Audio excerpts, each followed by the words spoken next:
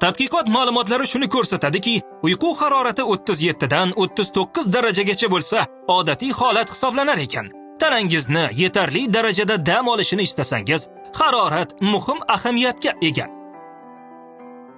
Ko'p funksiyali elektron ko'rpacha issiqlikni saqlash, namlikni yo'qotish, og'riqni yo'qotish va uyquga yordam berish funksiyalari bilan bir qatorda xavfsizlik afzalliklariga ham ega.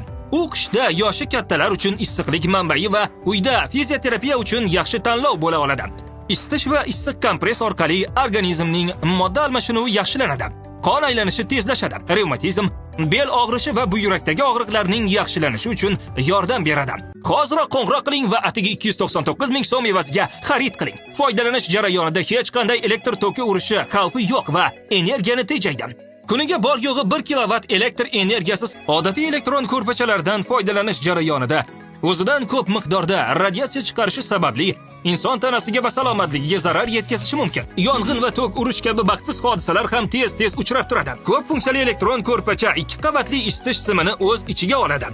Bu xavfsizlikni 2 baravar oshiradi va chuqur uyquni ta'minlaydi. U issiq va sovuq haroratni oldini olish va tun bo'yi qulay uyquni ta'minlash uchun yangilangan tizim orqali haroratni nazorat qilish texnologiyasini va bir necha darajali aniq haroratni sozlashni ta'minlaydi. Toza saqlash va bakteriyalarning qayta tiklanishi va ko'payishini oldini oladigan matodan tayyorlangan. Antibakterial darajasi 99% gacha yetadi. Bevosita sizga yumshoq